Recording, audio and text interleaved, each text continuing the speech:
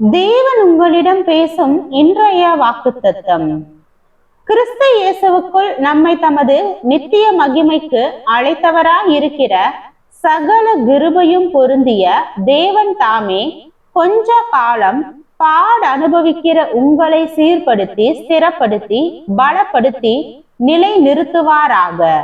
1 பேதுரு 5வது அதிகாரம் 10வது வசனம் இவ்வாறு கூறுகிறது. நம்முடைய அன்றாட வாழ்க்கை பயணத்தில் நாம் ஏதோ ஒரு லட்சியத்திற்காக போராடும் போது சில நேரங்களில் தொடர்ச்சியான தோல்விகள், பொருளாதார நெருக்கடிகள் அல்லது மனிதர்களின் அவமானங்கள் நம்மை சுற்றிலும் நெருக்கலாம்.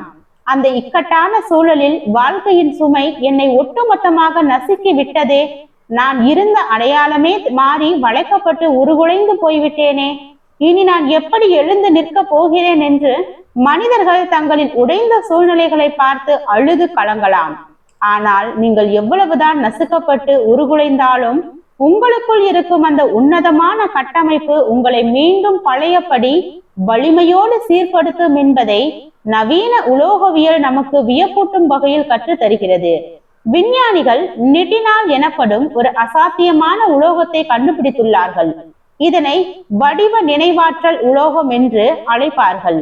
இந்த உலோகத்தால் செய்யப்பட்ட ஒரு கம்பியை எடுத்து அதனை ஒரு சுத்தியால் அடித்து நசுக்கி பல முறை வளைத்து முற்றிலும் உருகுலைத்து ஒரு காகிதத்தை போல கசக்கி போட்டு விடலாம். வெளியிலிருந்து பார்க்கும் போது அந்த கம்பி தன் அடையாளத்தை முற்றிலுமாக இழந்து சிதைந்து போனதை போலத்தான் இருக்கும். ஆனால் அந்த உலோகத்திற்குள் ஒரு மாபெரும் அறிவியல் பேரதிசயம் மறைந்திருக்கிறது. அது வளைக்கப்படும் போது அதன் அணுக்களின் கட்டமைப்பு உடைவதில்லை, மாறாக அது தனது உண்மையான வடிவத்தை தன்னுள் நினைவு வைத்துக் கொள்கிறது. இப்போது உருகுலைந்து போன அந்த உலோகத்தின் மீது லேசான வெப்பத்தை காட்டினால் போதும், அது யாருடைய உதவியும் இல்லாமல் ஒரு வினாடியில் தன்னிச்சையாக அசைந்து தன்னை நசுக்கிய அத்தனை வளைவுகளையும் உடை தெரிந்துவிட்டு எந்த ஒரு சிறு கீறலும் இல்லாமல் தனது பழைய துல்லியமான வடிவத்திற்கு அசாத்திய விசையுடன் திரும்பிவிடும். தான் எப்படி இருக்க வேண்டும் என்ற உண்மையான வடிவத்தை அந்த உலோகம் ஒருபோதும் மறக்காது. நம் வாழ்க்கையிலும் பல நேரங்களில் உலகத்தின் நெருக்கடிகள் என்னை கசக்கி எரிந்து விட்டதே, நான் உருகுலைந்து போய்விட்டேனே என்று மக்கள் தங்களின் சூழ்நிலைகளை பார்த்து புலம்பலாம்.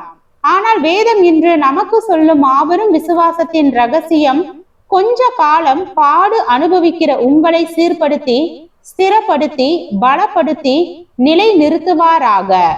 மனிதன் உருவாக்கிய ஒரு சாதாரண உலோகத்திற்கே தான் நசுக்கப்பட்டாலும் தன் உண்மையான அடையாளத்தை நினைவில் வைத்து மீண்டும் சீர்படுத்தி கொள்ளும் ஆற்றல் இருக்கும் போது உங்களை தன் கரங்களில் ஏந்தும் தேவன் உங்களை சோதனைகளில் உருகுலைந்து போக விடுவாரா? நீங்கள் இப்போது சந்திக்கும் பாடுகளும் அவமானங்களும் கொஞ்ச காலம்தான். அவை உங்களை வளைத்தாலும் உங்களுக்குள் இருக்கும் தெய்வீக அடையாளத்தை யாராலும் அழிக்க முடியாது. தேவனின் கிருபை என்னும் வெப்பம் உங்கள் மீது படும்போது உலகத்தின் அத்தனை அழுத்தங்களையும் உடை தெரிந்துவிட்டு நீங்கள் மீண்டும் சீர்படுத்தப்பட்டு முன்பை விட பல மடங்கு வலிமையாக நிலைநிறுத்தப்படுவீர்கள். கலங்காமல் விசுவாசத்தோடு நிமிர்ந்து நில்லுங்கள். நீங்கள் உங்கள் வாழ்வில் அசைக்க முடியாத ஒரு மாபெரும் வெற்றியாளராக கம்பீரமாக மீண்டு எழுவீர்கள். ஆமீன்.